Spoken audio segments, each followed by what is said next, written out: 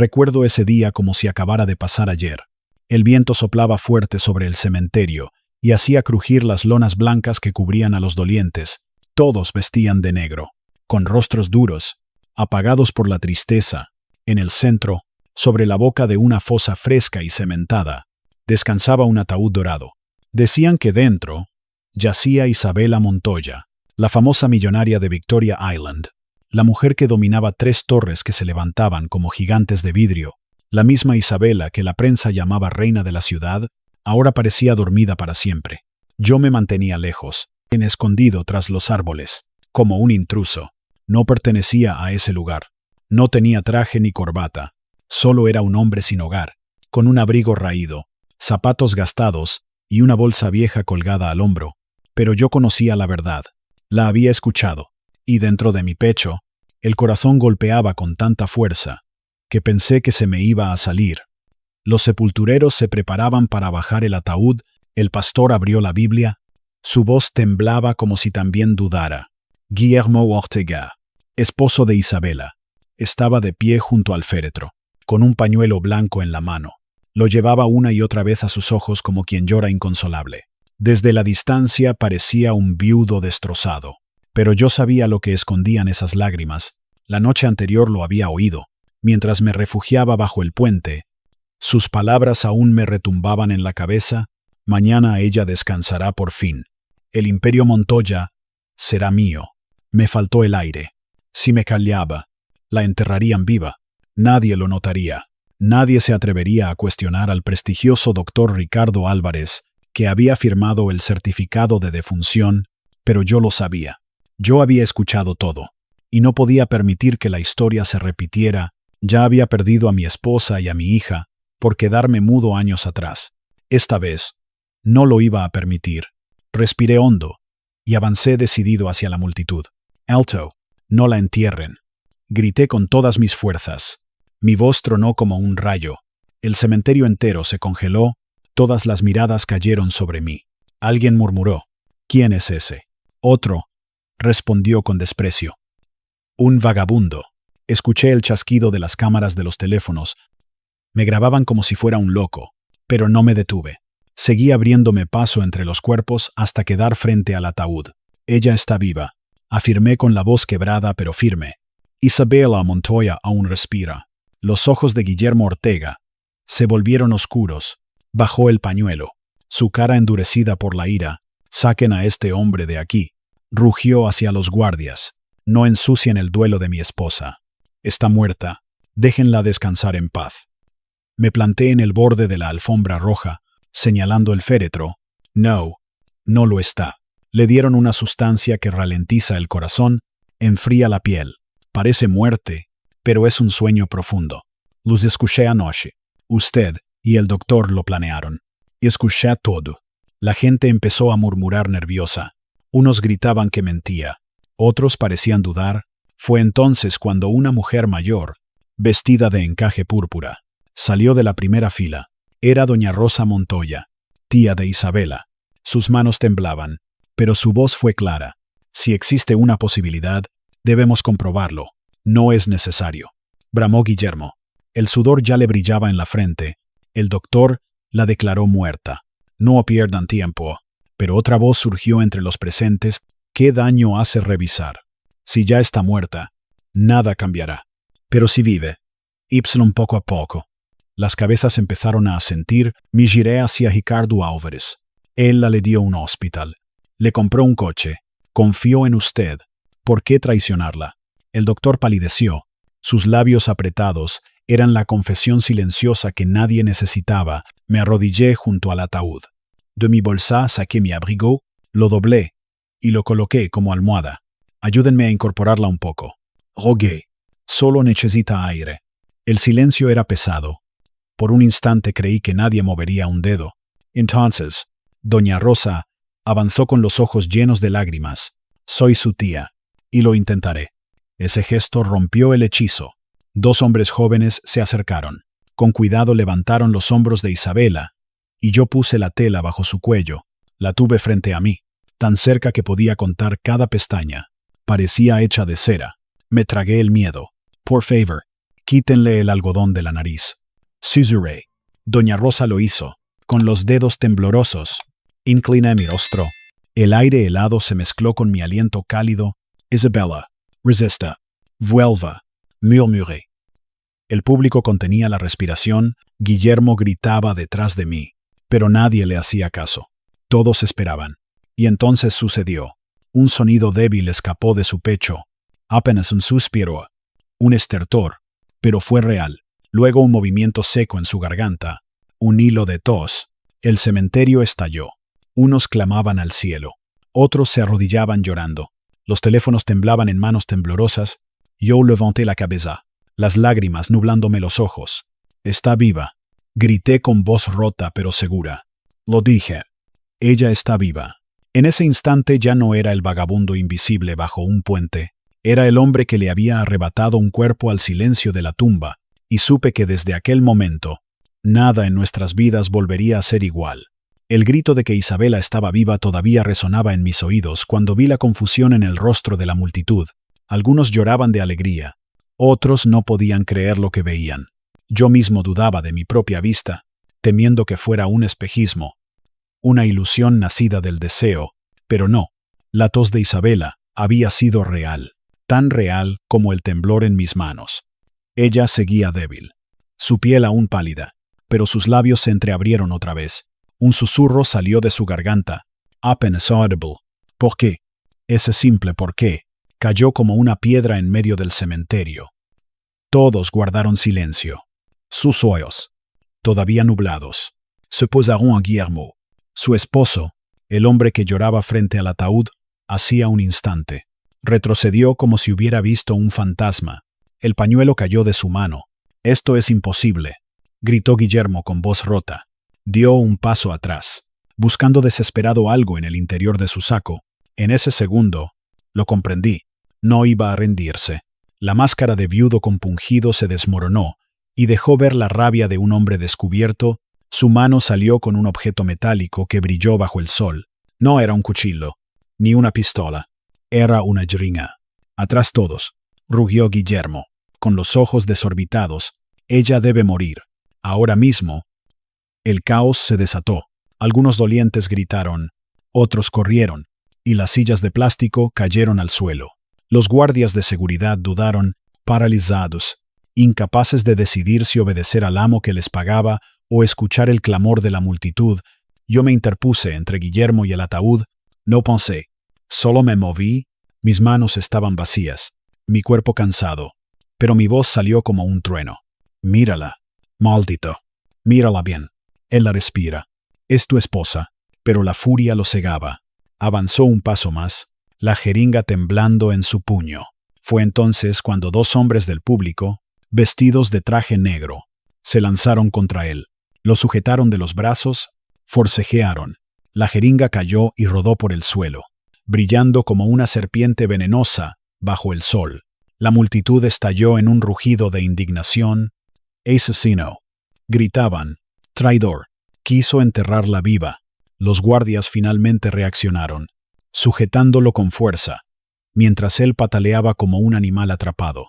Su rostro, antes elegante y frío, ahora era una mueca torcida de odio y desesperación. Mientras tanto, yo me giré de nuevo hacia Isabela. Su tía Rosa me ayudaba a sostenerla. La millonaria abrió los ojos apenas unos milímetros, y vi un destello de vida en ellos. Su voz quebrada se dirigió, otra vez, a Guillermo. «¿Qué te hice para merecer esto?» El silencio se volvió insoportable, ni el viento sopló. Guillermo dejó de forcejear y bajó la mirada, pero su boca seguía escupiendo veneno. «Siempre fuiste más poderosa que yo», murmuró con rabia. «Siempre tu imperio. Tus torres, tu dinero. Yo era solo tu sombra. ¿Yo debía ser el dueño? No tú. Y hoy casi lo logré». Un murmullo de horror recorrió a los presentes. La máscara había caído por completo. Ya no quedaban dudas. Su ambición lo había llevado a intentar sepultar viva a su propia esposa.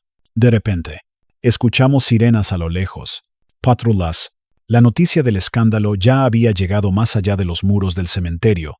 El pastor, que hasta entonces no había pronunciado palabra, se inclinó y recogió la Biblia caída.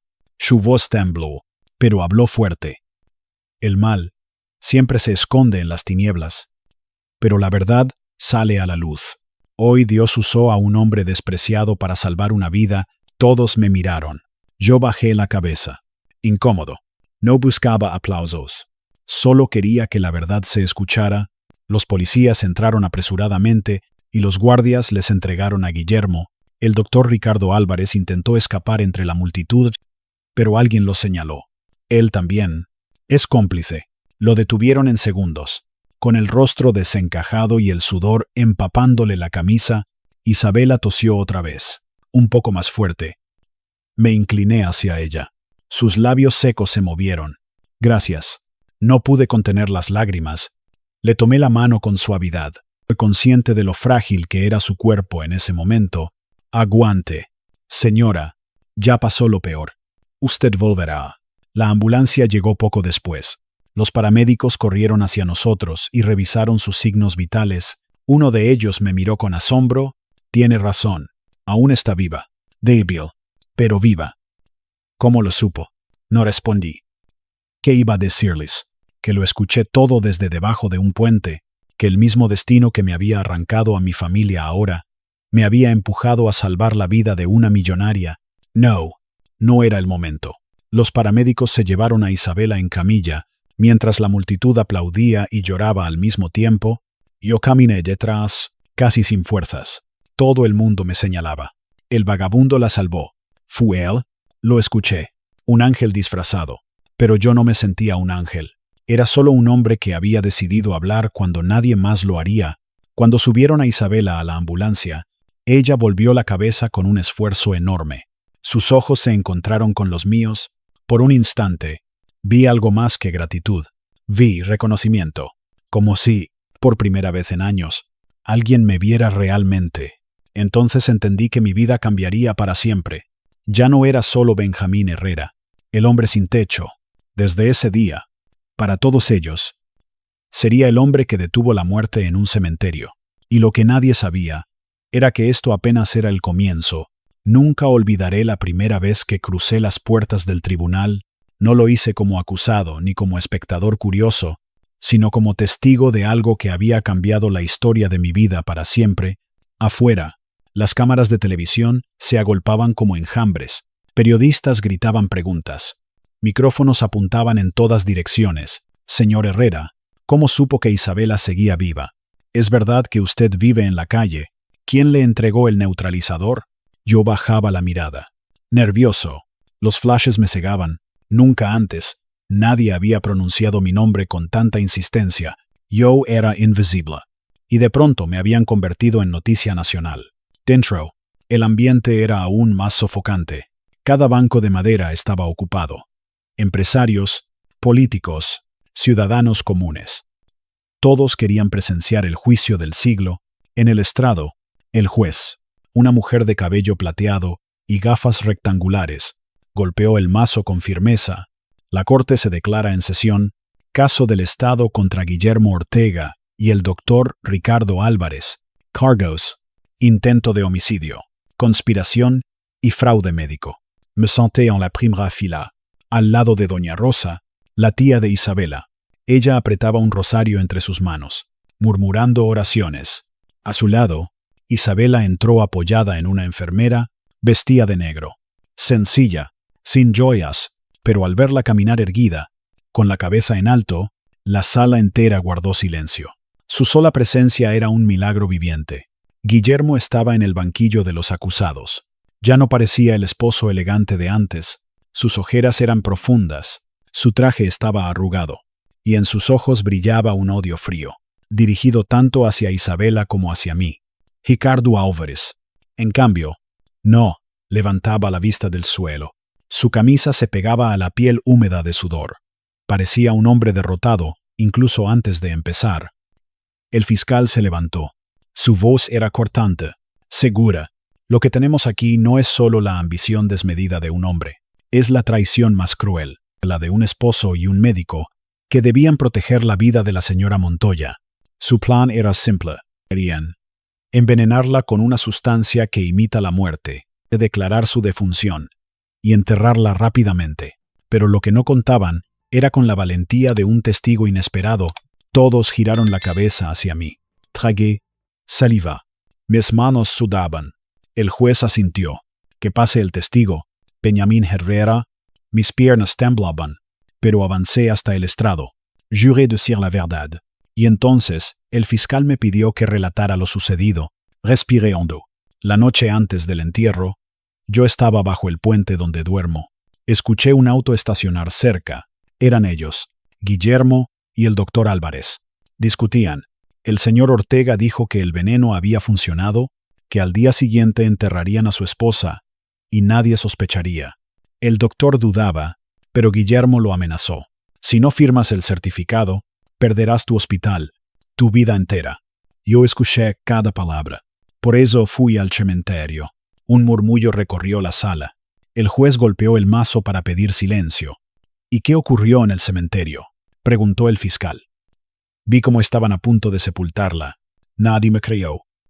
Pero yo sabía que aún respiraba. Me lancé y lo grité frente a todos. Fue entonces que detuve el entierro. Y mi voz se quebró, recordando la imagen de Isabela tosiendo en mis brazos, y ella volvió. El silencio pesaba como plomo. Vi lágrimas en los ojos de varias personas en la sala. El abogado defensor se levantó con gesto burlón. Señora juez, vamos a creerle a un indigente, un hombre sin techo, sin credibilidad, que quizá busca fama o dinero. ¿Y si todo lo inventó? ¿Y si lo pagaron los enemigos de mi cliente para destruirlo? El público murmuró en desacuerdo. Yo apreté los puños. No necesito fama, respondí con firmeza. Ni dinero. Nadie me pagó. Yo hablo porque la vi respirar, porque escuché el plan. Yo no gano nada aquí, salvo recuperar la dignidad que la vida me quitó. El juez me observó fijamente. Vi un destello de respeto en sus ojos. Luego fue el turno del fiscal otra vez. Sacó una bolsa sellada. Dentro estaba la jeringa que Guillermo había dejado caer en el cementerio. Esta es la prueba. El líquido fue analizado. Contiene tetrodotoxina, un veneno capaz de ralentizar el corazón hasta casi detenerlo. En dosis exactas, imita la muerte. Y fue encontrado en manos del acusado. Los presentes contuvieron el aliento. Guillermo sonrió con frialdad. Todo eso es mentira, dijo con voz firme. Mi esposa ya estaba enferma. Yo solo acepté la realidad. Este hombre, un loco de la calle, está inventando, y ustedes le creen porque todos quieren un espectáculo. Fue entonces cuando Isabela se levantó, tambaleante, pero con una fuerza en su voz que heló la sala.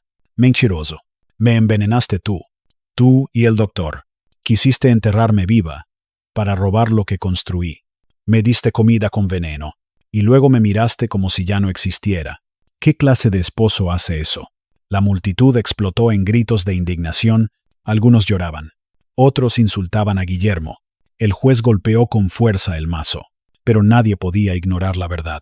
En ese instante comprendí que aquel juicio no era solo sobre Isabela, era sobre todos nosotros, sobre cómo los poderosos creen poder manipular la vida y la muerte, y cómo la voz de un hombre sin nada podía cambiarlo todo. Cuando regresé a mi asiento, doña Rosa tomó mi mano. Dios lo puso ahí. Benjamín, me susurró. No lo dude. Yo no respondí. Solo miré a Isabela, que, aunque agotada, me devolvió la mirada con gratitud profunda. Y supe que mi papel en aquella historia apenas empezaba. Después de mi declaración, la atmósfera en el tribunal cambió. Nadie veía a Guillermo como un viudo desconsolado, sino como un hombre descubierto y atrapado en su propia mentira. Sin embargo, el juicio apenas comenzaba. El fiscal pidió al juez permiso para llamar a nuevos testigos. El primero en pasar fue Chico Ramírez, el chofer personal de Isabela. Un hombre grande, con manos ásperas y voz grave. Juró y se colocó frente al estrado. Mi señora no estaba muerta, dijo mirando al juez. Yo la llevé al hospital la noche en que se desmayó. Aún respiraba, aunque con dificultad, pero el doctor Álvarez me ordenó salir. Me dijo que él se encargaría. 2 horas después me anunció que había muerto. Yo no lo creí. El abogado defensor se levantó con gesto frío. ¿Acaso es usted médico? Señor Ramírez, ¿qué sabe usted de vida o muerte? No es cierto que solo obedeció órdenes. El chofer respondió sin titubear. No soy médico. Señor, pero he servido a la señora por 10 años. Conozco su respiración, su manera de hablar cuando está enferma. Esa noche ella no estaba muerta. El doctor mintió. El juez pidió silencio. El fiscal llamó al siguiente testigo. Un hombre con bata blanca entró con documentos y gráficos. Era el toxicólogo forense. Colocó un maletín sobre la mesa y habló con calma. El líquido encontrado en la jeringa es tetrodotoxina. En dosis pequeñas paraliza los músculos, detiene la respiración y simula la muerte clínica. Solo exámenes avanzados pueden detectar signos vitales en ese estado. Un médico entrenado debía notarlo. El fiscal preguntó. ¿Está diciendo que el doctor Álvarez no podía confundirse? Exactamente. No fue un error. Fue intencional. El público se agitó. El abogado defensor trató de sembrar dudas. ¿Y si alguien más manipuló el cuerpo? ¿Y si otro administró el veneno? El toxicólogo negó con la cabeza. Las pruebas químicas coinciden con los restos en la sangre de la víctima.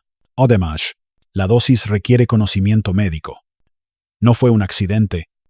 Yo escuchaba con el corazón golpeando fuerte. Cada palabra confirmaba lo que había oído bajo el puente. No estaba loco. Todo era cierto. Tras una pausa, el juez llamó a Isabela. Ella se levantó lentamente. Sostenida por su tía Rosa, caminó hasta el estrado con pasos firmes. La sala guardó silencio. Señora Montoya, dijo el fiscal, ¿puede relatar lo que recuerda? Isabela cerró los ojos y habló con voz temblorosa. Recuerdo la cena. Guillermo me sirvió el vino. Sentí un sabor amargo. Luego un calor en el pecho, dificultad para respirar. Después, oscuridad. Cuando desperté estaba en mi propio entierro. Su testimonio hizo llorar a varias personas. Con la mirada fija en Guillermo, continuó.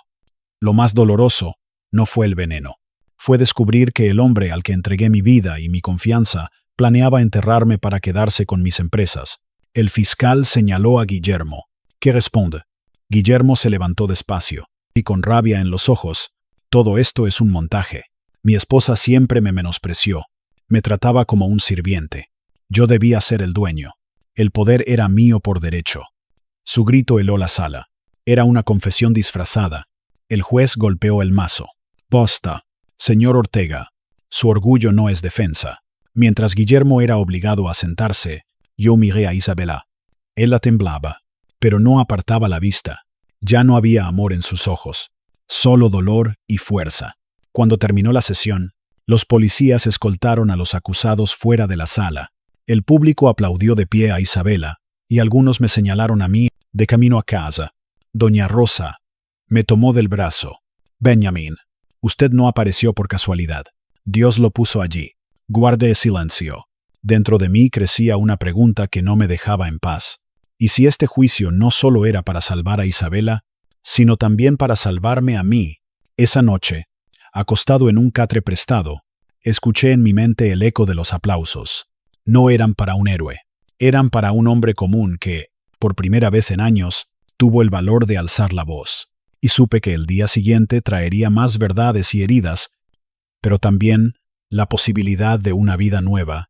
El quinto día del juicio amaneció con un cielo gris. Yo llegué temprano al tribunal. Afuera, las cámaras ya estaban listas, y la gente formaba fila para entrar. Todos querían presenciar el final de una historia que parecía salida de una pesadilla. Entré en silencio, y con la ropa sencilla que me habían prestado. Nunca me había sentido tan observado. Para muchos, yo seguía siendo el vagabundo que detuvo un entierro. Para otros, un testigo incómodo que se había atrevido a enfrentar al poder. La sala estaba llena. En la primera fila, Isabela se sentó junto a su tía Rosa. Llevaba un vestido negro sin adornos, pero su mirada firme llenaba el lugar más que cualquier joya. Su presencia era la prueba viviente de la traición que había sufrido. Guillermo Ortega apareció escoltado por policías, sus manos esposadas tintineaban con cada paso. Aún intentaba mantener la dignidad, pero su rostro estaba demacrado. Ya no quedaba nada del empresario elegante. Ricardo Álvarez caminaba detrás. Encorvado o con los ojos enrojecidos, murmuraba oraciones como quien espera un milagro imposible.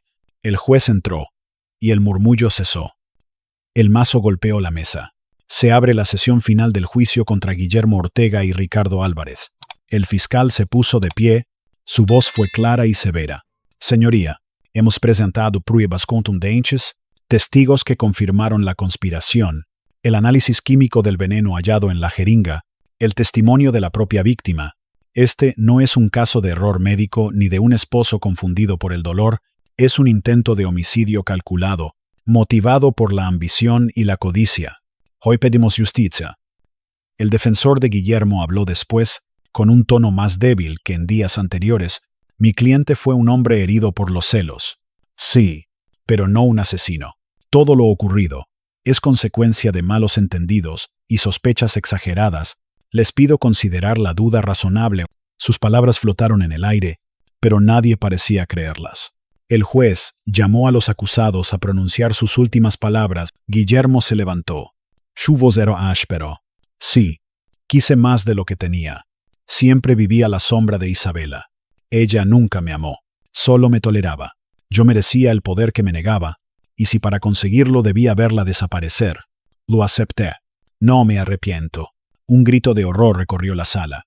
El juez golpeó con fuerza el mazo. Orden en la corte. Luego Ricardo Álvarez habló, con lágrimas corriendo por su rostro. Yo no tuve el valor de decir que aún vivía, tenía miedo de perder todo lo que ella me dio. Guillermo me amenazó, y yo cedí. Soy culpable. Señora juez, fallé como médico y como hombre.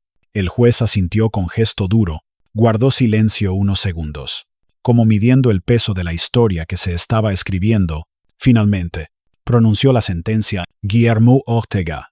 Este tribunal lo declara culpable de intento de homicidio, conspiración y fraude. Lo condeno a cadena perpetua con trabajos forzados, que cada día recuerde que intentó enterrar viva a la mujer que confiaba en usted. Guillermo gritó y trató de levantarse, pero los guardias lo empujaron de nuevo a su asiento. Su voz era un rugido lleno de rabia. Era mío, todo era mío. El juez lo ignoró y siguió. Doctor Ricardo Álvarez, este tribunal lo declara culpable de complicidad y violación de su juramento médico. Lo condeno a cadena perpetua. Jamás volverá a ejercer la medicina. Ricardo cayó de rodillas, llorando sin control. Perdón, Isabela. Perdón, murmuraba, pero sus palabras ya no tenían peso. La sala estalló en aplausos y gritos de alivio. Algunos lloraban, otros se abrazaban. Yo me quedé quieto, con el corazón latiendo fuerte. Miré a Isabela. Ella cerró los ojos y respiró hondo, como quien por fin deja atrás una pesadilla. Me acerqué y le susurré al oído. Ya terminó. Ella me miró con lágrimas en los ojos. No, Benjamín, esto apenas empieza. Ahora tengo mi vida de vuelta. ¿Qué haré con ella? Sus palabras me dejaron pensando. Yo también sentía lo mismo. Había vivido en la sombra, sin rumbo, durante años, y de pronto me encontraba en el centro de una historia, que podía darme una segunda oportunidad. Cuando salimos del tribunal, la multitud aplaudía. Algunos gritaban mi nombre. Otros levantaban pancartas que decían justicia para Isabela. Y gracias, Benjamín. Por primera vez en mucho tiempo, sentí que no era invisible. El mundo me miraba, y lo hacía con respeto. Esa noche, al regresar a la casa de Isabela, me senté en el jardín bajo el cielo estrellado. Cerré los ojos y escuché el eco de todo lo vivido. Y me hice una promesa en silencio. No volvería a ser el hombre derrotado que dormía bajo un puente. Había salvado una vida, pero tal vez también había salvado la mía. Después de la sentencia, el ruido del tribunal quedó atrás, pero dentro de mí seguía sonando como un tambor. Sentía alivio. Sí, pero también un vacío extraño. Guillermo y Ricardo ya no podían hacer más daño. Sin embargo, las heridas que dejaron en Isabela eran profundas. Yo lo veía en sus ojos cada vez que cerraba los párpados y respiraba con dificultad. No era solo cansancio físico, era el peso de la traición. Pasaron varios días antes de que me permitieran entrar a verla en el hospital. Isabela ocupaba una habitación privada, con paredes claras y una ventana amplia por donde entraba la luz de la tarde. Cuando entré por primera vez, ella estaba recostada con una manta hasta el pecho, sus labios aún pálidos, pero sus ojos brillaban con fuerza. «Benjamin», dijo apenas me vio, «con voix débil. Sabía que vendrías. Me quedé de pie, incómodo. No sabía cómo comportarme frente a una mujer que lo había tenido todo y que ahora me miraba como si yo fuera alguien importante. No soy más que un testigo. Señora, usted necesita descansar». Ella sonrió con un gesto leve. «No digas eso. Tú me devolviste la vida. Si hoy respiro es porque gritaste cuando nadie más lo hizo». Esas palabras me golpearon. Bajé la cabeza y sentí un nudo en la garganta. Recordé las noches bajo el puente, las veces que me quedé en silencio mientras mi propia familia se me escapaba de las manos. No salvé a mi esposa. No salvé a mi hija, pero a usted sí. Quizá Dios me dio otra oportunidad. Isabela extendió la mano. Temblorosa. Dudé un instant, pero la tomé. Sus dedos estaban fríos. Aunque en ese contacto sentí una chispa de calor que me devolvió algo que creía perdido. Pertenencia. Los días siguientes fui a visitarla casi a diario. A veces no hablábamos mucho. Yo me sentaba a su lado y leía en voz baja los periódicos que narraban su milagro. Otras veces ella quería conversar, me contaba de su infancia en Monterrey, de cómo había levantado su empresa desde cero, de los sacrificios que tuvo que hacer para que la respetaran en un mundo de hombres. Una tarde, mientras miraba por la ventana, me dijo, lo más duro no fue el veneno, Benjamin, fue descubrir que Guillermo me veía como un obstáculo, no como compañera. Pensar que compartí mi vida con alguien que esperaba mi muerte para sentirse vivo. Yo no supe qué responder. Solo le dije, el mal nunca gana del todo. Usted está aquí. Él está preso. La justicia habló. Ella me miró con una mezcla de gratitud y tristeza. La justicia habló. Sí, pero ¿quién cura las cicatrices del alma? No hay juez que pueda hacerlo. Esa frase me acompañó hasta la noche. Con el paso de las semanas, la fuerza de Isabela comenzó a volver. Caminaba despacio por el pasillo del hospital, apoyada en un bastón ligero. Yo la acompañaba. Siempre un paso detrás, como si mi deber fuera asegurar que nadie más intentara hacerle daño. Una tarde, mientras descansábamos en la sala de visitas, se detuvo de pronto y me miró. Benjamin, dime la verdad. ¿Qué harías si tuvieras una segunda oportunidad en la vida? No supe qué contestar. Miré mis manos agrietadas, mis uñas rotas por años en la calle. Creo que aprendería a no callar. Aprendería a no huir de los que amo. Ella asintió lentamente. Esa es la lección que me llevo también. Yo confié ciegamente en las personas equivocadas. Si vuelvo a empezar, quiero rodearme de quienes ven mi alma, no mi dinero. Sentí que hablaba de mí. Bajé la mirada. Incómodo, temiendo interpretar mal sus palabras. El día que le dieron el alta, me pidió que la acompañara a su casa. Dudé. Señora, yo no pertenezco a su mundo. Soy un hombre sin nada. Ella sonrió. Firm, me devolviste lo más valioso. Mi vida. No vuelvas a decir que no tienes nada. Desde hoy caminarás conmigo, aunque sea como amigo, como consejero o como guardián. No pienso dejar que desaparezcas entre las sombras. No supe qué responder. Solo asentí. En el fondo, esas palabras encendieron en mí una esperanza que creía extinguida. Cuando llegamos a la mansión, las puertas se abrieron de par en par. Ya no era la casa oscura de los días de duelo. Había flores frescas y empleados que sonreían. Un air distinto. La vida regresaba. Y yo, por primera vez, en muchos años, sentí que quizá también podía regresar a la vida. Aquella noche me quedé en una habitación sencilla al fondo del corredor. Me acosté en una cama real, con sábanas limpias, cerré los ojos y me dije en silencio, Benjamin, esta es tu segunda oportunidad. No la desperdicies. Vivir en la mansión de Isabela fue como despertar en un mundo que no me pertenecía. Cada mañana me levantaba con el mismo pensamiento, hoy descubrirán que no encajo aquí. Los pasillos brillaban, los empleados se movían con precisión y respeto, y yo apenas era un hombre que había dormido bajo un puente semanas atrás.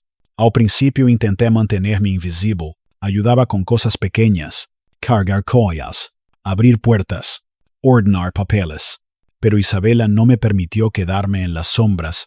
Una tarde me llamó a su estudio. Benjamin, dijo con voz serena, quiero que me ayudes más de cerca. Necesito ojos en los que pueda confiar. Me quedé helado.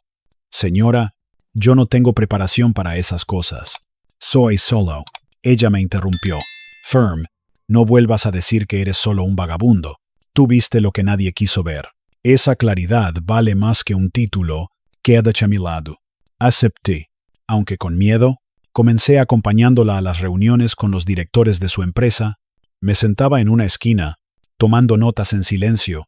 Escuchaba términos financieros que hacía años no pasaban por mis oídos. Al principio me perdía entre cifras y gráficas, pero poco a poco, algo en mi memoria se fue encendiendo. Un día, en medio de una junta, surgió un problema técnico. La presentación digital que debía convencer a un grupo de inversionistas estaba dañada, los directores entraron en pánico, el archivo no abría. Y el tiempo corría. Yo observaba desde la esquina, mi instinto me empujaba a calar, pero recordé las palabras de Isabela. No te escondas. Me levanté. Caminé hasta el proyector y pedí permiso para intentar. Los hombres me miraron con desconfianza. Déjenlo, dijo Isabela con firmeza. Me senté frente al ordenador. Mis manos temblaron un instante, pero en cuanto toqué el teclado, algo olvidado despertó en mí. Navegué por los comandos. Reorganicé las rutas del archivo y limpié el código corrupto. En pocos minutos la presentación volvió a la pantalla. Un murmullo de sorpresa llenó la sala. ¿Cómo hizo eso?, preguntó uno de los directores. Bajé la mirada. Yo, antes era ingeniero en sistemas. La frase salió como una confesión. Nadie habló durante unos segundos. Fue Isabela quien rompió el silencio con una sonrisa leve. Lo que para ustedes fue un milagro, para mí es una confirmación. Este hombre no es un asistente, es alguien que sabe, alguien que piensa. Desde hoy será mi consejero personal. Las reacciones fueron mixtas. Algunos directores se miraron entre sí con escepticismo, otros con curiosidad, pero ninguno se atrevió a contradecirla. Después de la reunión, Isabela me llamó aparte. Sabía que había más en ti. Benjamín, tus ojos no son de alguien derrotado, sino de alguien que carga secretos. ¿Por qué ocultaste tu pasado? Respiré hondo, porque me avergonzaba. Perdí mi trabajo en una empresa de software. Cuando caí en la ruina, mi esposa me dejó y se llevó a mi hija. Después, descubrí que la niña no era mía. Esa traición me destruyó. No quise volver a tocar una computadora. Preferí perderme en la calle. Isabela me escuchó en silencio, con los ojos húmedos. Ahora entiendo tu dolor, pero también entiendo por qué fuiste capaz de ver mi verdad en el cementerio. Solo quien ha tocado el fondo sabe cuándo otro aún respira. Sus palabras me atravesaron. Por primera vez no sentí vergüenza de mi historia, sino un extraño alivio. Con el tiempo, mis tareas en la empresa crecieron. Revisaba informes digitales, proponía soluciones, detectaba fallas en sistemas. Los empleados comenzaron a respetarme, aunque algunos murmuraban a mis espaldas. Me llamaban el consejero mendigo, como si mi pasado fuera una mancha imposible de borrar. Una tarde, mientras trabajaba en la oficina, Isabela entró con un café en la mano. Sabes, dijo, cuando hablas de software, tus ojos brillan. Ese es el hombre que quiero a mi lado, no el que se esconde en la vergüenza. Sonreí por primera vez en mucho tiempo. Quizá todavía pueda ser útil. Señora, ella me miró serio, aunque con dulzura. No me llames señora, llámame Isabela. Has hecho más por mí que cualquiera de los que llevan mi apellido. Ese momento marcó un antes y un después. La distancia entre nosotros comenzó a acortarse. Yo seguía viéndola como la mujer poderosa que había enfrentado la muerte, pero también como alguien que entendía mi dolor. Por las noches, al regresar a mi habitación en la mansión, pensaba en lo irónico que era todo. Yo había sido un hombre roto, invisible para el mundo. Ahora me encontraba reconstruyendo no solo una empresa, sino también mi propia vida. Y aunque no lo decía en voz alta, en mi interior empezaba a germinar un sentimiento que me asustaba tanto como me llenaba de esperanza. Con el paso de los meses, mi vida cambió de una manera que jamás hubiera imaginado. Cada día, al despertar en la mansión de Isabela, me parecía estar soñando. Ya no era el hombre derrotado que vagaba bajo los puentes, ni el mendigo que la gente evitaba en las calles. Ahora acompañaba a una mujer que había enfrentado la muerte y que me había abierto las puertas de su mundo. Trabajábamos codo a codo. En las mañanas revisábamos documentos de la empresa, en las tardes atendíamos reuniones y por las noches compartíamos largas conversaciones en su estudio, Oli. Entre libros antiguos y lámparas de luz cálida, ella me hablaba de su visión para el futuro y de la necesidad de levantar proyectos sociales, de devolverle al país lo que la vida le había dado. Yo escuchaba en silencio, pero cada vez más me sorprendía la fuerza de Isabela. No era la millonaria distante que algunos imaginaban. Era una mujer con cicatrices, sí, pero también con una fe renovada en la vida. Su resiliencia me inspiraba. Poco a poco, sin quererlo, mi admiración comenzó a transformarse en algo más profundo. Una noche, mientras repasábamos informes financieros, ella se detuvo de pronto y me miró fijamente. «Benjamín», dijo en voz baja, «cuando estoy contigo siento paz. Después de tanta traición y dolor, tú eres la única persona en la que confío plenamente». Su confesión me desarmó. Tragué saliva y bajé la mirada, porque dentro de mí un torbellino se agitaba. Yo también sentía algo, pero no me atrevía a ponerle nombre. Pasaron los días, y esa cercanía se hizo más evidente. Los empleados lo notaban. Algunos sonreían con complicidad, otros cuchicheaban a mis espaldas. Yo intentaba ignorarlo, aunque por las noches en mi habitación no podía dejar de pensar en ella. Pero había una verdad que debía decir, aunque me costara. Durante una visita a un centro comunitario financiado por la Fundación de Isabela, conocí a una mujer llamada Juliana Morales. Era voluntaria en un programa de apoyo a madres solteras. Tenía una sonrisa franca y unos ojos que irradiaban bondad. Al principio solo conversamos sobre el trabajo del centro, pero con el tiempo empecé a buscar excusas para verla. Su sencillez, su ternura y su manera de escuchar me devolvieron un calor que creía perdido. Una tarde, de regreso a la mansión, decidí hablar con Isabela. Sabía que debía hacerlo antes de que los rumores crecieran, o antes de que ella esperara algo que yo no podía darle. Estábamos en el jardín, bajo la sombra de un roble enorme. Ella leía un libro mientras yo revisaba unas notas. Tomé air y dije: «Isabela, necesito contarte algo». Levantó la vista, curiosa. «¿Qué ocurre?» «Benjamín, pareces inquieto. Conocí a alguien en el centro comunitario. Se llama Juliana. Es voluntaria. Why?» Me hace sonreír de nuevo. El silencio que siguió fue pesado. Isabela cerró el libro despacio y lo dejó sobre la mesa. Sus ojos se quedaron fijos en el horizonte, evitando los míos. «Ya veo», murmuró. Sentí un dolor extraño al verla así. Quise explicarme mejor. «No quiero que pienses que te abandono. Tú eres la razón por la que sigo aquí». Pero Juliana apareció en mi camino de una manera inesperada. «Con él la siento, que aún puedo amar». Isabela giró la cabeza hacia mí. Sonrió, pero era una sonrisa quebrada, de esas que intentan ocultar una herida. «Benjamín, nunca te pedí nada. Solo quería tu compañía, tu sinceridad. Si esa mujer te devuelve la alegría, entonces no puedo más que apoyarte». Quise decirle que ella también me había devuelto la vida, que nada se comparaba con lo que significaba en mi corazón, pero no encontré las palabras correctas. Esa noche la vi caminar sola por el pasillo de la mansión, con la cabeza erguida, pero los hombros cargados de tristeza. Yo sabía que había tocado una fibra profunda en ella, y que quizás mis palabras le habían causado más dolor del que imaginaba. Los días siguientes fueron distintos. Seguíamos trabajando juntos, pero había un velo entre nosotros. Sus sonrisas eran más medidas, sus conversaciones más breves. Sin embargo, jamás me reprochó nada.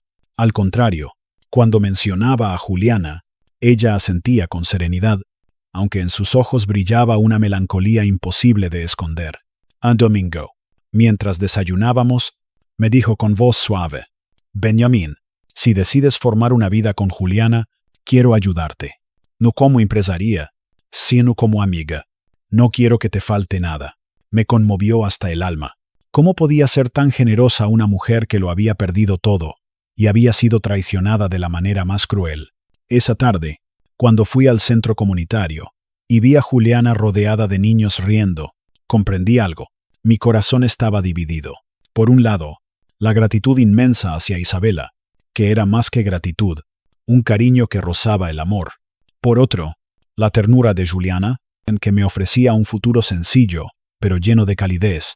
Esa noche, al acostarme, supe que mi vida había cambiado para siempre. La calle ya no era mi destino. Ahora tenía dos caminos frente a mí, uno marcado por la lealtad y el afecto hacia Isabela, y otro por la esperanza de un nuevo amor con Juliana. Cerré los ojos y recé en silencio.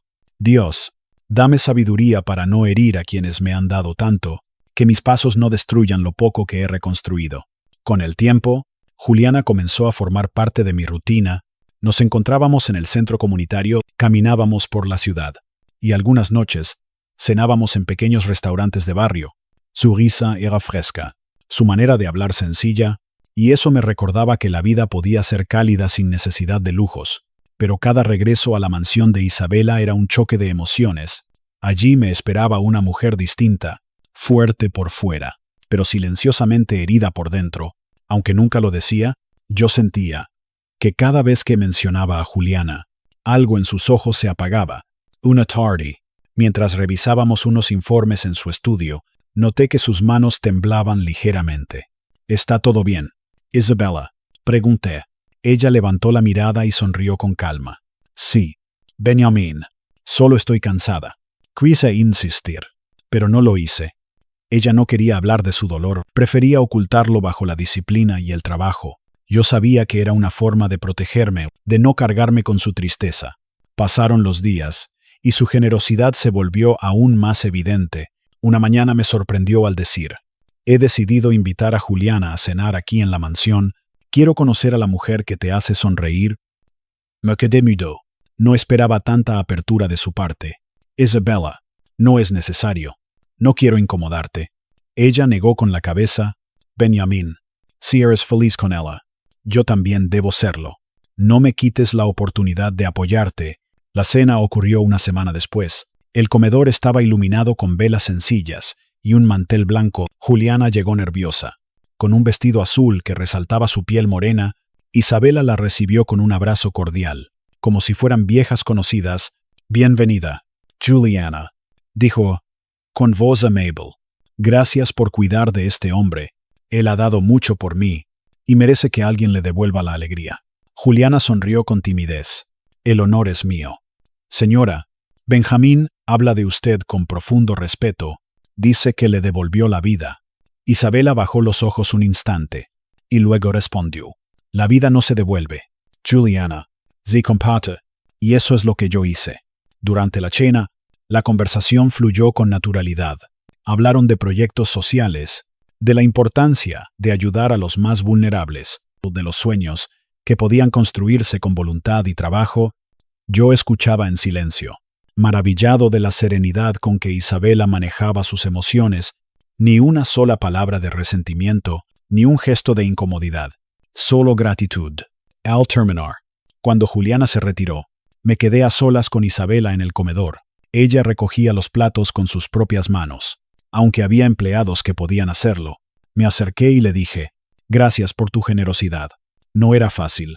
Lo sé. Ella sonrió, pero su voz tembló. Benjamín, no me agradezcas. La verdadera gratitud es ver que la vida siga. Yo sobreviví a la traición, y si mi sufrimiento sirve para que tú encuentres felicidad, entonces tiene sentido. No pude evitar que mis ojos se humedecieran. Isabela, yo no quiero que sufras por mí. Ella apoyó un plato sobre la mesa y me miró fijamente. Todos sufrimos por alguien. Benjamín, no se trata de evitar el dolor, sino de transformarlo. Esa noche me costó dormir. Me debatía entre la paz que Juliana me ofrecía y la lealtad que sentía hacia Isabela. ¿Cómo podía elegir entre dos mujeres tan distintas, pero igualmente valiosas? Los días siguientes confirmaron lo que ya intuía. Isabela estaba aprendiendo a convivir con su herida en silencio. La veía caminar por el jardín al amanecer, sola, con un libro en las manos que nunca abría. Otras veces la escuchaba tocar el piano en la sala, piezas tristes, que llenaban la casa de melancolía. Juliana, por su parte, comenzó a integrar Shamash, acompañaba a Isabela en reuniones de la fundación, proponía ideas para mejorar la vida de las madres solteras, y pronto se ganó el respeto de todos.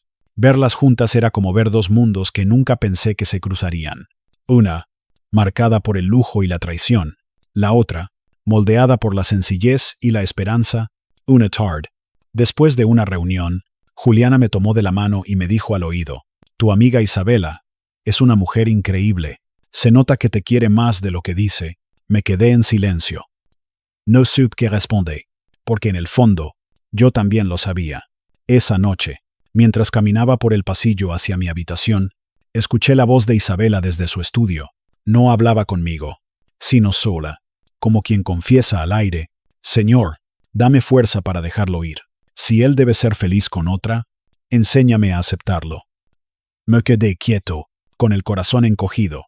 No quise entrar, no quise interrumpir su plegaria. Regresé a mi cuarto con la certeza de que el dolor de Isabela era más profundo de lo que mostraba, y sin embargo, su grandeza estaba en su capacidad de sonreír mientras el alma le sangraba. Al acostarme, entendí que la vida me estaba poniendo frente a una encrucijada. No era solo una cuestión de amor, sino de lealtad, gratitud y destino. Y me pregunté en silencio, ¿sería capaz de elegir sin romper un corazón? Nunca imaginé volver a vestir un traje. Durante años, pensé que la ropa elegante era un recuerdo ajeno a mi vida, algo que ya no me correspondía. Pero aquel día, frente al espejo, con un saco azul marino y una corbata sencilla, comprendí que estaba cerrando un círculo.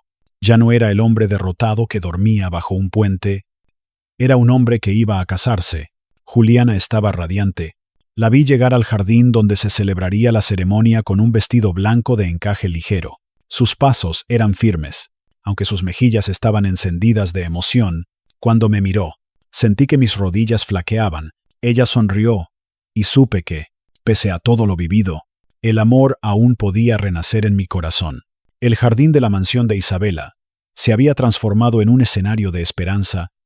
Había rosas blancas en cada esquina, pintas doradas que colgaban de los árboles, y una mesa larga donde se serviría el banquete. Los empleados se habían esmerado en cada detalle, y allí estaba Isabela. Vestía de verde esmeralda, un color que resaltaba su piel clara y sus ojos intensos. Caminaba con la elegancia de siempre, pero su sonrisa tenía un matiz distinto. Era la sonrisa de alguien que aplaude con fuerza, aunque por dentro tiemble. Cuando comenzó la ceremonia, el pastor habló de segundas oportunidades y de cómo la vida a veces nos arranca todo, para luego devolvernos más de lo que imaginamos. Yo escuchaba y pensaba en mi camino, del abandono al milagro, de la desesperanza a este altar improvisado. Juliana y yo intercambiamos votos sencillos. Ella dijo con voz firme: «Benjamín, contigo. Aprendí que el amor no se mide por lo que tenemos, sino por lo que somos. Prometo caminar contigo, aunque no tengamos más que nuestras manos». Yo respondí con la voz quebrada: «Juliana, pensé que la vida ya no tenía espacio para mí, pero tú me recordaste que aún podía sonreír. Prometo cuidarte como el mayor tesoro que he recibido». Los invitados aplaudieron, y yo sentí que el aire mismo vibraba con un nuevo comienzo. Después de los anillos, Juliana me besó. Un beso lleno de ternura y promesa. La gente celebró. Lanzaron un pétalo al aire. Y por un instante todo fue perfecto. Pero mis ojos, casi sin querer, buscaron a Isabela. Ella estaba de pie, aplaudiendo con fuerza. Sus labios dibujaban una sonrisa impecable, pero en su mirada brillaba una sombra. Supe que aquel momento era para ella un sacrificio silencioso. Aún así, permanecía firme, apoyando nuestra unión como si fuese la suya. Durante el banquete, Isabela levantó su copa y pidió la palabra. Todos guardaron silencio. Hoy celebramos la vida. Benjamín ha demostrado que el destino no está escrito en piedra. Lo que parecía destruido puede renacer con más fuerza. Y Juliana, tú eres la prueba de que el amor verdadero aparece donde menos se espera. Brindo por ustedes, por su camino juntos, y porque nunca olviden que los milagros existen. El brindis fue recibido con aplausos y lágrimas. Juliana se levantó y abrazó a Isabela con fuerza. Yo observé la escena con un nudo en la garganta. Era como ver a dos mujeres sosteniéndose mutuamente, una cediendo en silencio, la otra agradeciendo con el alma. Esa noche, mientras los invitados bailaban, me acerqué a Isabela. Ella observaba el cielo estrellado desde la terraza. «Gracias», le dije. «Sé que no es fácil». Ella me miró, con los ojos brillantes por la luz de la luna, Benjamín, no te confundas. No me debes nada. Tú me diste una razón para seguir viva. Si hoy eliges otro camino, yo debo respetarlo. El amor no es posesión, es libertad. Guardé silencio, no encontraba palabras suficientes, solo asentí, sabiendo que detrás de su fortaleza había un dolor que nunca me confesaría del todo. Cuando la fiesta terminó, y Juliana y yo salimos hacia nuestra nueva vida, Isabela se quedó en la puerta de la mansión, levantó la mano para despedirse y sonrió. Esa imagen quedó grabada en mi memoria. La mujer que había vuelto de la tumba, despidiéndose de mí, como si también me entregara un pedazo de su alma. Esa noche, mientras sostenía la mano de Juliana en el camino hacia nuestro pequeño hogar, pensé en todo lo vivido. Sí, me casaba con la mujer que me devolvió la esperanza, pero también llevaba conmigo la fuerza silenciosa de Isabela, y comprendí que la vida no siempre ofrece finales perfectos. A veces el verdadero milagro no está en lo que ganamos, sino en lo que aceptamos perder con dignidad. Cuando cerré la puerta de la mansión después de la boda de Benjamín, el silencio me envolvió como un manto pesado. Aún escuchaba las risas de los invitados en la distancia, el eco de la música, los pétalos volando en el aire, todo aquello se había quedado fuera, y yo me quedaba dentro, sola con mis pensamientos. Me apoyé en la pared del pasillo, respirando hondo. Mis ojos ardían, pero no dejé que las lágrimas cayeran. Había prometido a mí misma ser fuerte, sonreír, aunque doliera, y acompañar a Benjamín en su nueva felicidad. Sin embargo, cuando la casa quedó vacía, sentí que el vacío me tragaba entera. Pasé días en un silencio extraño, los empleados caminaban con pasos leves, como temiendo romper el aire denso que me rodeaba. Yo recorría los pasillos de la mansión, miraba los retratos colgados en las paredes, y me preguntaba cómo era posible que todo hubiera cambiado tanto en tan poco tiempo. Un día, mi tía Rosa, la misma que en el funeral se atrevió a defender la verdad, vino a visitarme. Me encontró sentada en el jardín, mirando las rosas sin verlas. Isabella, dijo con voz firme, no puedes quedarte detenida en este lugar. Has sobrevivido a la traición y a la muerte. Ahora debes aprender a vivir de nuevo. Sus palabras me atravesaron. Vivir de nuevo. Yo apenas había aprendido a respirar después del abismo, pero aquella noche, en la soledad de mi cuarto, comprendí que tenía razón. No podía seguir siendo la mujer que se escondía tras el recuerdo de un amor traicionado.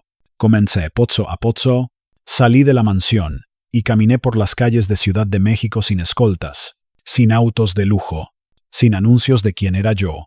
Solo quería ser una mujer entre la multitud. Al principio sentí miedo, como si todos me miraran, pero luego descubrí que nadie me reconocía. Y en esa invisibilidad encontré un respiro. Fue en una de esas caminatas cuando lo conocí. Se llamaba Jorge Ramírez. No era un empresario ni un hombre de fortuna. Era un arquitecto que trabajaba en proyectos comunitarios, diseñando viviendas para familias pobres en la periferia. Lo encontré frente a un centro cultural, dando indicaciones a unos jóvenes que cargaban tablas y herramientas. Yo observaba desde la acera, curiosa por la energía que irradiaba. Su risa era cálida, y su manera de hablar transmitía seguridad sin arrogancia. Cuando terminó, se acercó a mí. «¿Busca algo, señora?», preguntó amablemente.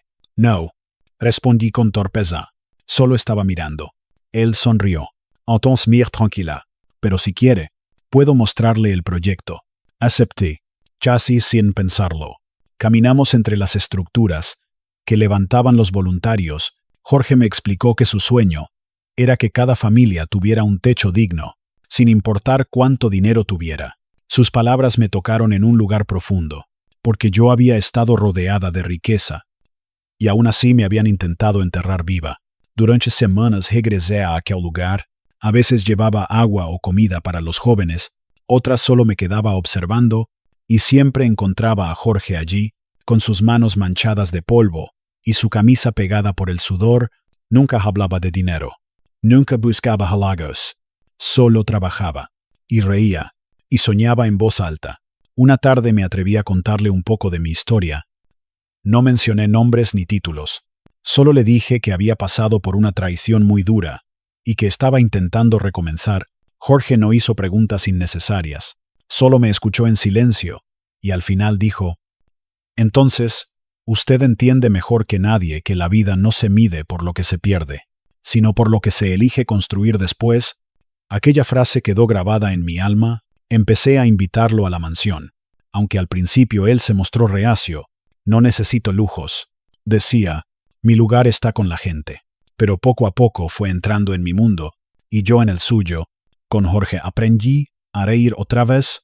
Descubrí la sencillez de comer tacos en un puesto callejero, de pasear por un parque, sin que nadie nos importunara, de hablar de sueños que no tenían precio. Era un amor distinto, sin la sombra del poder, ni el peso de las apariencias. A veces pensaba en Benjamín. Recordaba su mano sosteniendo la mía en el funeral, su voz firme defendiendo la verdad. Sí, había sentido algo por él, pero comprendí que nuestro destino no era caminar juntos como pareja. Su camino estaba con Juliana, el mío se abría ahora con Jorge. Una noche, mientras caminábamos por el barrio donde él trabajaba, Jorge me tomó la mano y dijo: Isabella, tú y yo venimos de mundos diferentes, pero siento que nuestros corazones hablan el mismo idioma. ¿Te gustaría que construyamos algo juntos? No solo casas, sino una vida. Me detuve, mirándolo a los ojos. No era una propuesta lujosa ni adornada, con promesas imposibles. Era simple, real, verdadero. Y por primera vez, desde que escapé de la tumba, sentí que mi alma podía descansar. Sí, susurré, y la palabra me supo a libertad. El día en que escuché la noticia de la apelación, sentí que mi corazón latía con una mezcla de miedo y esperanza. Guillermo había pedido clemencia, insistiendo en que su condena era injusta. El doctor también lo había hecho, alegando que había actuado bajo presión. Durante semanas, los periódicos llenaron páginas enteras con especulaciones, y mi nombre volvió a aparecer en titulares, pero yo ya no era la mujer que temblaba frente al poder de los demás. Yo había renacido. Aquel lunes me senté en el tribunal con mi tía Rosa a un lado y Benjamín al otro. La sala estaba llena de periodistas, abogados y curiosos que aún seguían con asombro mi historia. Cuando el juez leyó la decisión final, el silencio se volvió absoluto. Este tribunal confirma la sentencia a cadena perpetua para Guillermo Morales y para el doctor Ernesto Figueroa. Los hechos demostrados son de la más alta gravedad, y esta corte no halló razones para disminuir el castigo. Las palabras resonaron en cada rincón. Yo cerré los ojos y respiré profundo. No sentí venganza, no sentí rabia, solo una paz extraña, como si por fin una puerta pesada se hubiera cerrado para siempre. Guillermo bajó la cabeza. Sus ojos ya no tenían fuego, solo un vacío que dolía mirar. Ernesto lloraba sin consuelo. Al salir del tribunal, los periodistas me rodearon con preguntas. ¿Qué piensa ahora? ¿Se siente vengada? ¿Qué hará con su vida? Yo sonreí suavemente y respondí con calma. No se trata de venganza, se trata de justicia. Y ahora, mi vida me pertenece otra vez. Con el tiempo, la atención mediática disminuyó. Mi nombre fue apareciendo menos en los periódicos y más en los proyectos sociales, porque con Jorge a mi lado descubrí que había otra forma de usar mi fortuna: construir escuelas, apoyar viviendas, invertir en esperanza. Él me enseñó a mirar más allá de los muros de mi mansión. Nuestra relación creció sin prisa, sin la presión del mundo. Jorge me mostraba barrios donde los niños corrían descalzos, donde una simple ventana nueva podía cambiar la vida de una familia. Yo lo escuchaba hablar con tanta pasión que no podía evitar admirarlo. Poco a poco, me enamoré, no de la imagen, no del poder, sino de un hombre que trabajaba con las manos y soñaba con el corazón. Un año después de la boda de Benjamín, Jorge me pidió matrimonio. No lo hizo con diamantes ni rodeado de lujos, fue en un parque, bajo un árbol, donde solíamos sentarnos a conversar.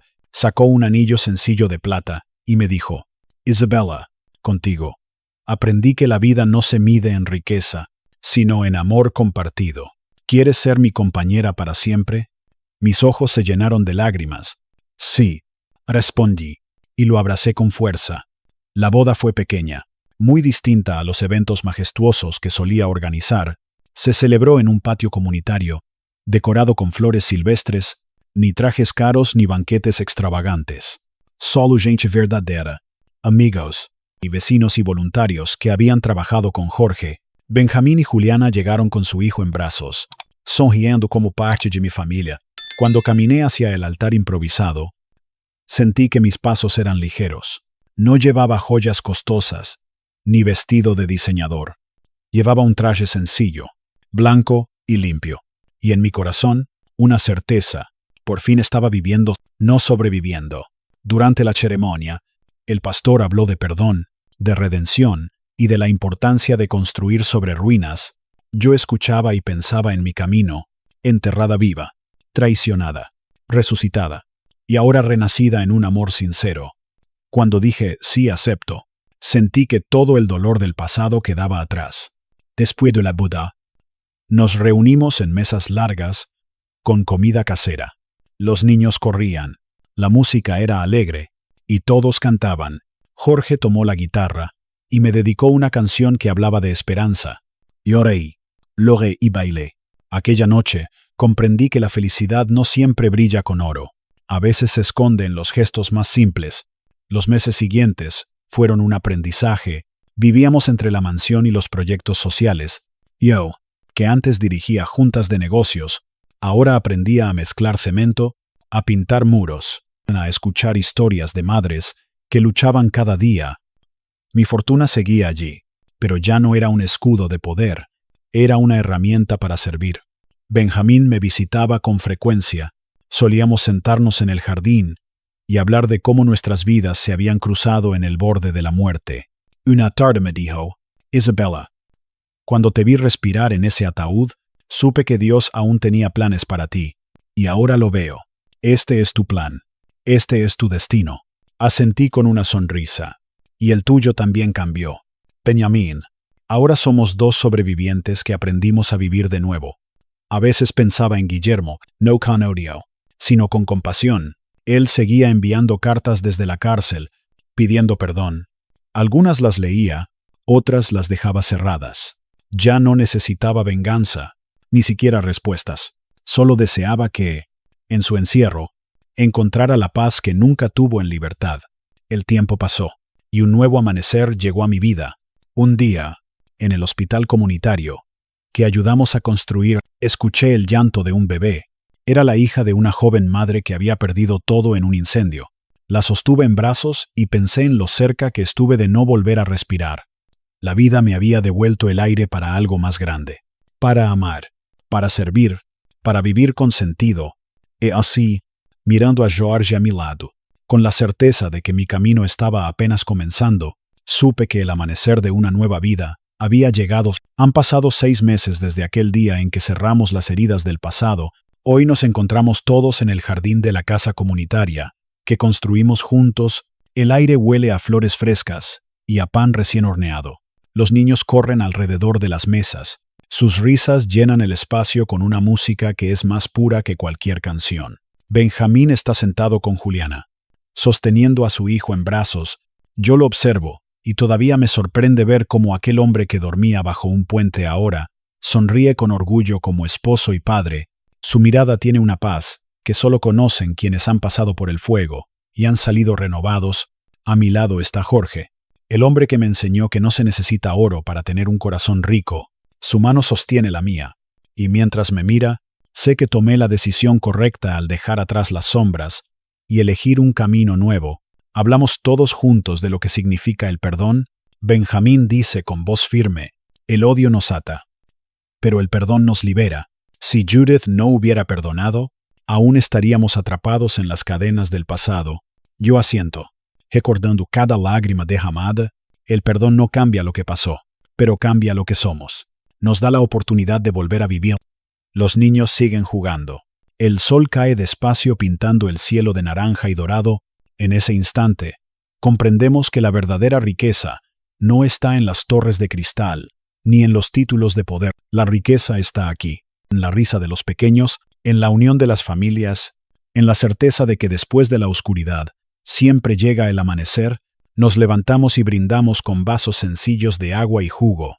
Jorge dice, con emoción, que nunca olvidemos que la vida siempre ofrece una segunda oportunidad, que sigamos construyendo no imperios, sino hogares. Todos aplaudimos. y en ese aplauso queda grabada la promesa de no volver a ser esclavos del rencor. Querido espectador, si esta historia te conmovió, no olvides que en Vidas de Millonarios siempre encontrarás relatos que nos recuerdan la fuerza del perdón y la esperanza. Suscríbete a nuestro canal para seguir escuchando más historias de Vidas de Millonarios, donde cada capítulo es un reflejo de la vida misma.